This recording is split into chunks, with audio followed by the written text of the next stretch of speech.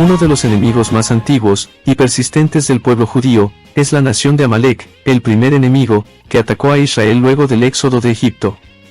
Un descendiente de los amalequitas, Amán, había ascendido a la posición de primer ministro del imperio persa. Este fanático antisemita planeó un pogromo a lo largo de todo el imperio, con el fin de eliminar al pueblo judío. Eligió la fecha para su asesinato masivo, a través de un sorteo. En Persia, la palabra para sorteo es pur, la forma plural es Purim, y por eso el nombre de la fiesta.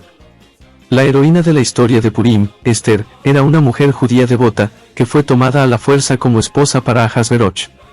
Ella, y su tío Mordejai, uno de los líderes religiosos de esa generación, fueron fundamentales en la salvación del pueblo judío. Después de reunir a la nación judía, para que se arrepintiera y rezara, ellos lograron desenmascarar a Amán y a su plan frente al rey. Amán y sus igualmente malvados hijos fueron ejecutados cuando Ahasverosh se enteró que planeaban matar a la reina Esther y a su nación.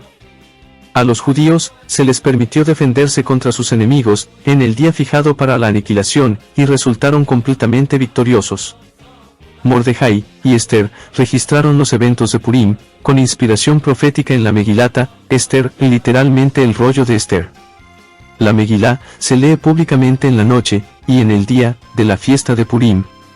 3 años después de los eventos de Purim, el rey Darius, hijo de Esther y Ahasverosh, le permitió al pueblo judío retornar a Israel y reconstruir el templo. El templo fue reconstruido exactamente 70 años después de su destrucción, tal como lo predijo Jeremías. En Purim, celebramos el hecho que la mano de Dios nos guía, incluso en ocasiones cuando no podemos ver los milagros revelados. A pesar de que se convirtió en parte de la Biblia, conocido en español como el libro de Esther, la historia nunca menciona el nombre de Dios, aunque existen varias alusiones. Esta omisión, sorprendente realmente, refleja el tema central de la fiesta. En Purim, celebramos el hecho que la mano de Dios nos guía, incluso en ocasiones cuando no podemos ver los milagros revelados. Cuando leemos la Megilá, no encontramos dramáticos cambios en las leyes de la naturaleza, sino una serie de eventos aparentemente desconectados, que finalmente llevaron a la salvación del pueblo judío. Ahasverosh ejecutó a su primera esposa, y eligió a la hermosa Esther como su nueva reina. Esos no son milagros, sino un comportamiento esperado de un rey déspota. Tampoco fue un milagro que Mordejai salvara al rey de un complot para asesinarlo, ganando así su gratitud. Cada evento en sí mismo no fue milagroso ni excepcional. Sin embargo, cuando los vemos en retrospectiva, la serie de eventos se observa como una obra de ingeniería divina, con un objetivo en particular, lograr el arrepentimiento del pueblo judío, para luego salvarlos del peligro. Este tema de alusión puede ser la causa detrás de la costumbre de disfrazarse en Purim. Las máscaras y disfraces muestran que la verdad siempre yace bajo la superficie, que el mundo físico esconde la verdadera realidad espiritual. Cualquiera que conozca la historia judía puede darse cuenta que el patrón de Purim se ha repetido en numerosas ocasiones. El hecho que el judaísmo y el pueblo judío haya sobrevivido por 3300 años no es en sí mismo milagroso. Más significativo aún es que la supervivencia no sea solamente física, sino también cultural. Todavía utilizamos el idioma hebreo, leemos y estudiamos la Torá, nos sumergimos en el mismo tipo de mikve, piscina ritual, que se utilizaba en Masada hace 2000 años, utilizamos el mismo tipo de tefilín, filacterias, que se utilizaban en Qumran hace 1700 años. Los antisemitas han intentado erradicarnos física y culturalmente, los misionarios han tratado de convertirnos, y otros han tratado de tentarnos a la asimilación, pero todavía existimos como un grupo diferente. No nos vemos diferentes a la población que nos rodea, y no nos hemos aislado geográficamente, y aún así, nos diferenciamos. 2 veces a lo largo de la historia, fuimos brutalmente exiliados de nuestra tierra, y las 2 veces, retornamos. Una vez, luego del exilio babilónico, y otra, en los tiempos contemporáneos, con el establecimiento del Estado de Israel, y la increíble reunión de judíos, de todas partes del mundo en nuestra tierra. Por eso, Purim es el prototipo de la supervivencia judía durante el exilio. Si todo esto no es evidencia suficiente de la divina providencia, hay que considerar el hecho de que todos estos eventos fueron predichos por la Torá hace más de 3000 años. La destrucción de Israel, y el regreso a Israel, el exilio alrededor del mundo, el antisemitismo, y la eternidad de la Torá, están descritos en los siguientes versos. Desolaré el país, y también quedarán desolados sus enemigos que residen allí. Y los diseminaré entre las naciones. Desenvainaré la espada para perseguirlos. La tierra de ustedes quedará desolada, y sus ciudades quedarán en ruinas. Serás motivo de asombro, para la gente, serás citado como ejemplo del mal, y serás motivo de conversación entre todos los pueblos a los que te conduzca Hashem. Es un pueblo que morará en soledad, y no será contado junto con las demás naciones. Entonces Hashem, tu Elohim, hará retornar a tus desterrados, te tendrá compasión, y los reunirá otra vez de entre las naciones, por las que Hashem, tu Elohim, los había diseminado. Hashem, tu Elohim, te llevará nuevamente a la tierra que tus ancestros poseyeron, y que también tú poseerás. Pero cuando les vengan muchos males y angustias, este cántico, la Torá, será testigo contra ellos, pues no será olvidado de la boca de su descendencia. Por eso, Purim es el prototipo de la supervivencia judía, durante el exilio. La providencia divina, escondida en eventos aparentemente azarosos, aseguraron nuestra supervivencia, e incluso, nos hicieron prosperar frente a continuas amenazas. Purim demuestra el cumplimiento de la promesa de Dios al pueblo judío. Así y todo, cuando estén en la tierra de sus enemigos, no estaré disgustado con ellos, ni los rechazaré al punto de destruirlos, ni anularé mi pacto con ellos, pues yo soy Hashem, Elohim, de ellos. Shalom.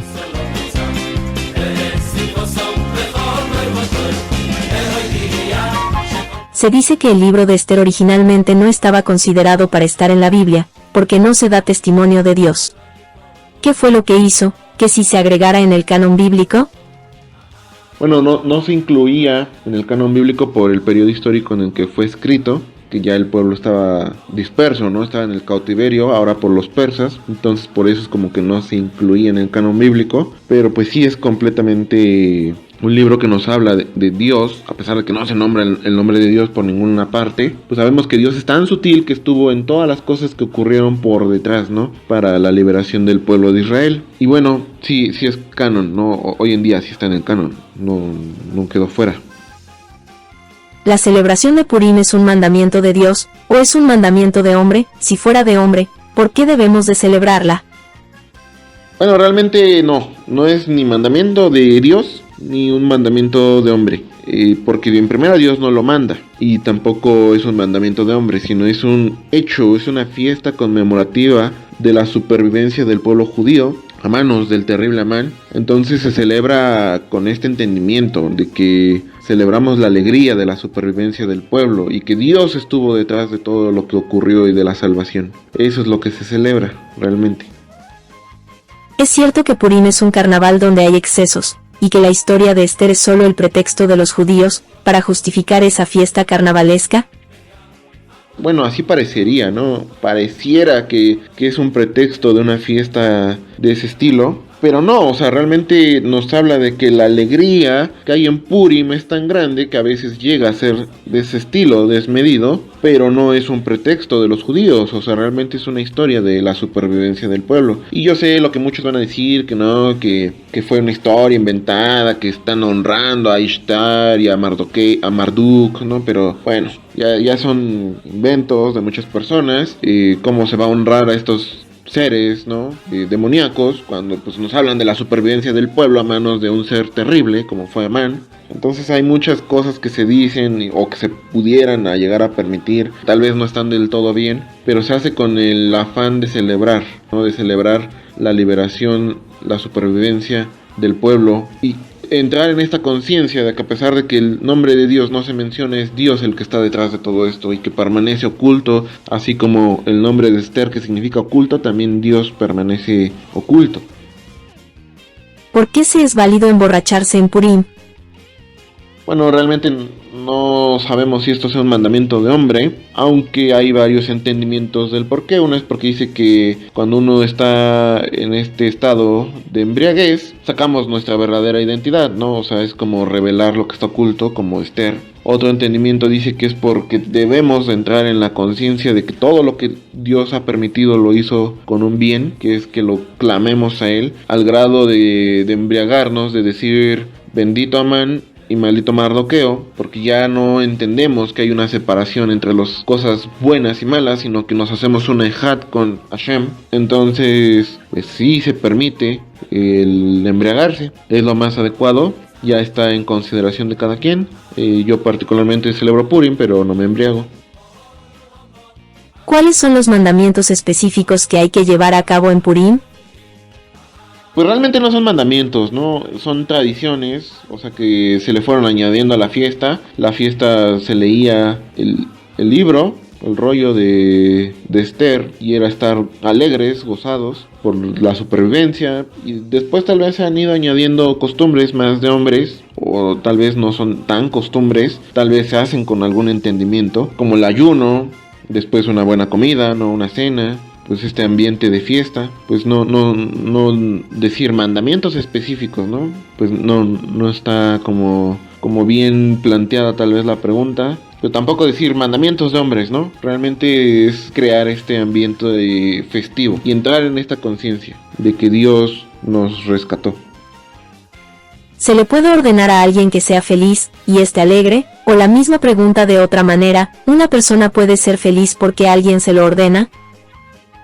Pues si otra persona se lo ordena, yo creo que difícilmente, pero si Dios mismo te lo está ordenando, pues hacer caso a la voz de Dios. ¿Por qué? A veces pasan cosas en la vida no muy agradables o luminosas y suelen pasar siempre antes de que entre Shabbat. Y el mandamiento es estar alegres, venir al Shabbat alegres. Y a veces es difícil, pero debemos recordar que cada día trae su propio mal. Y este día, a pesar de que no estemos en las mejores condiciones, tratar de hacerlo con la mejor disposición y tratar de hacerlo, cambiar nuestra conciencia en alegría y detenernos por un momento en nuestra tristeza, en nuestras problemáticas, porque cada día trae su propio mal. Y a pesar de que cuesta trabajo, pues sí, Dios sí nos puede mandar pues el estar alegres.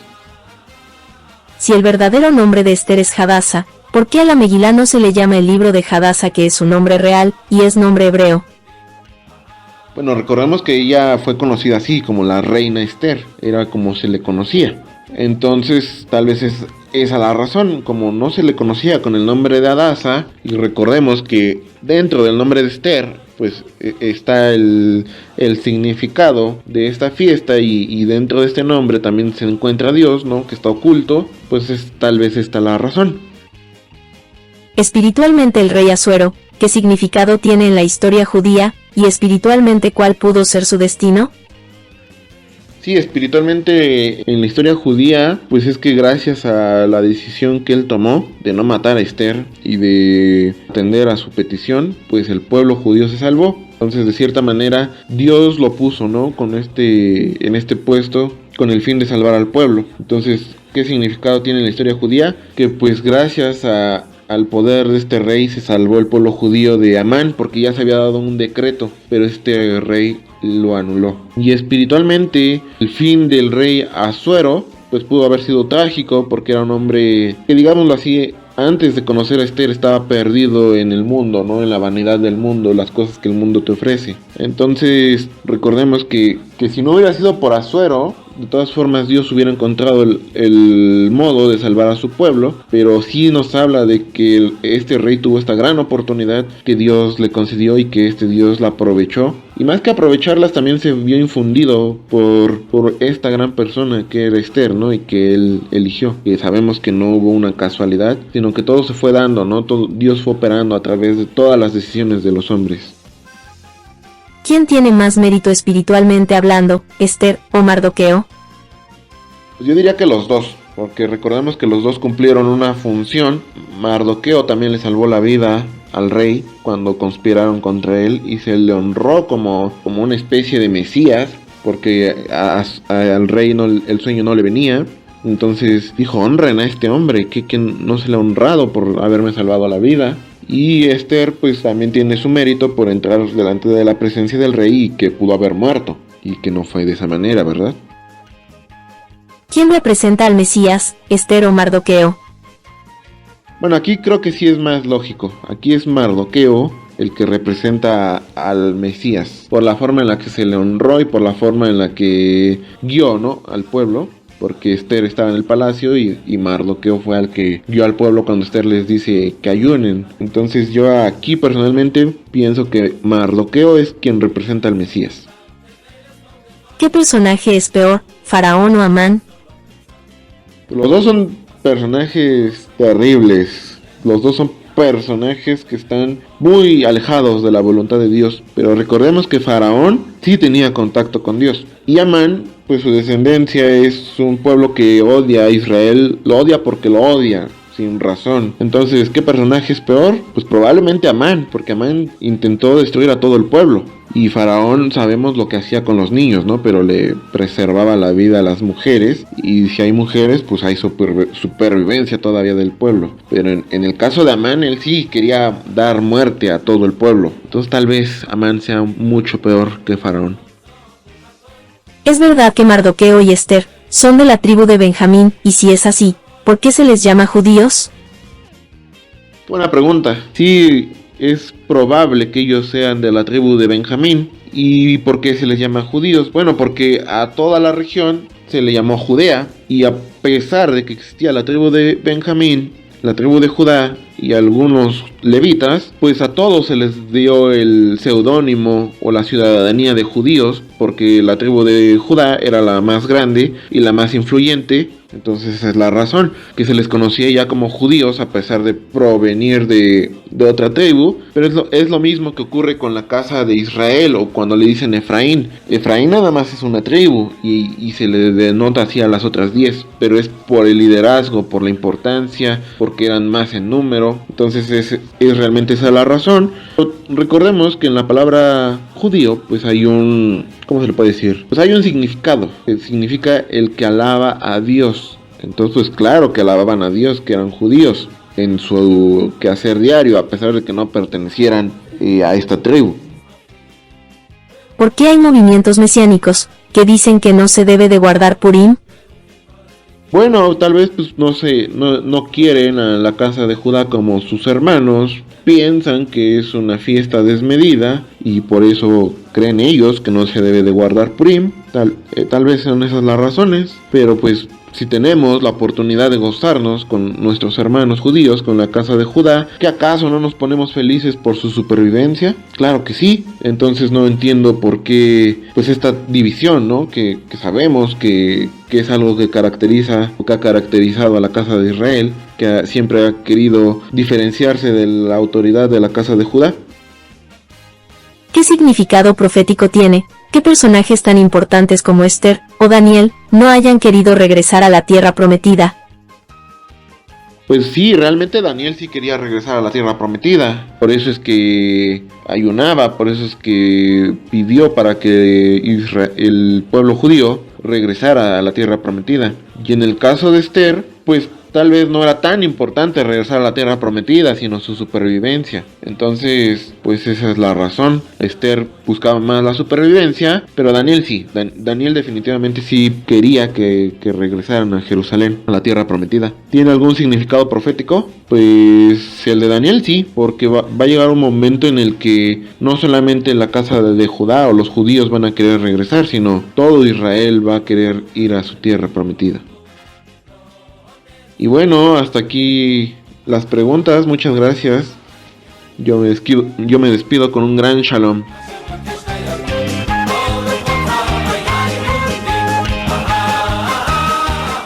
Al escarbar en los personajes principales de la historia de Purim, podemos descubrir algunos atributos ocultos, que están incrustados en nuestra psiquis hasta hoy en día, proyectando influencia positiva y negativa sobre nuestras acciones. Amán, el malvado antagonista de la historia de Purim, estaba lleno de riqueza y poder. Él experimentaba la felicidad material al máximo, y usaba su dinero para comprar su ascenso a los rangos más altos del palacio del rey Ahasverosh. Amán era el segundo al mando, y estaba a cargo de los sirvientes reales. Pero a pesar de todo eso, él no estaba satisfecho con su vida, como dice en el libro de Esther. Sin embargo, todo esto no significa nada para mí si veo a Mordejai, el judío sentado junto a la puerta del rey, rehusándose a arrodillarse ante mí. No significa nada, esta es la voz de la ingratitud, del descontento con la vida, la voz de quien se ahoga en una piscina de derechos autoadquiridos con una falta de apreciación por los regalos de la vida. El Amán que hay en nuestro interior sale cuando estamos descontentos con lo que nos proporciona la vida, y buscamos satisfacer nuestros deseos sin límites. Sentimos el tono de descontento con la vida de Amán, al comienzo de la Torá, cuando Dios le pregunta a Adán, después de que éste comiera del árbol de la sabiduría: ¿Amina et sase, de este árbol tú comiste? A través de esta pregunta, Dios está inquiriendo indirectamente a Adán, si Amán estaba detrás de su desafiante conducta, y efectivamente lo estaba. Adán tenía a su disposición todos los árboles del jardín, pero sin embargo, comió del único árbol que estaba prohibido para él. ¿Por qué? La voz de Amán hizo que deseara, y que se enfocara, en aquello que no tenía, en lugar de enfocarse, en lo que sí tenía. La voz de Amán nos susurra: esto no es suficiente, hay tanto más ahí afuera. ¿Cómo nos deshacemos de nuestro Amán? Invítalo a cenar, y luego cuélgalo. En otras palabras, conoce a tu Amán, reconoce sus tácticas, prepárate para la batalla, y luego vénselo, en su propio territorio. Esther hizo exactamente eso. Se sumergió en rezos contemplativos, y ordenó al pueblo que invocaran misericordia divina. El nombre Esther deriva de la palabra Esther, ocultamiento. Todos tenemos en nuestro interior la habilidad escondida de ir en contra de las tentaciones que se nos presentan y de luchar contra ellas. Sin embargo, cuando ese lado nuestro se adormece, puede venir un Amán y estremecernos. Entonces debemos intentar despertar nuestra fuerza oculta y mostrarnos a nosotros mismos que sí podemos rehusarnos a arrodillarnos ante los ídolos de Amán.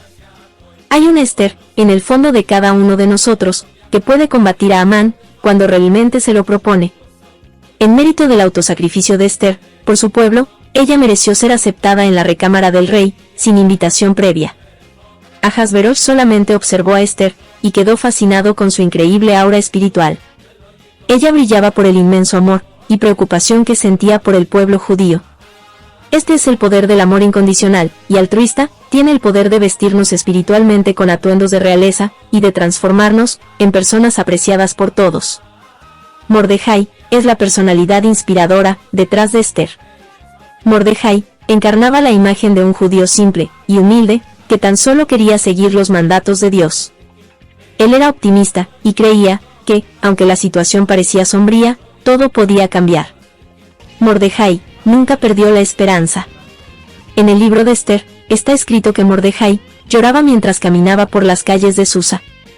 Su grito emanaba de un lugar de bondad, de aquella chispa divina, de benevolente preocupación por el otro. Un clamor por el dolor y sufrimiento de otra persona, que se origina en lo más profundo del querer impartir bondad al mundo. Cuando accedemos a esta parte, nos convertimos en seres divinos, e impartimos luz divina a nosotros, y a aquellos que nos rodean. Esto se encuentra en el corazón de un líder genuinamente virtuoso, el deseo de compartir bondad, y ver que las necesidades de los demás son satisfechas. Purim trae consigo la profunda oportunidad de quitarnos nuestras máscaras, y de revelar nuestro verdadero yo a nosotros mismos. Dentro de nosotros, tenemos el grandioso poder de voltear lo que parecería ser un final, sin esperanza, y transformarlo en un resultado milagroso. Heredamos nuestra habilidad de luchar de líderes como Mordejai y Esther. Amán es una distracción que busca llamar nuestra atención para que saquemos a relucir nuestro coraje y le hagamos frente. Conozcamos a nuestra Esther y a nuestro Mordejai internos y sigamos sus pasos.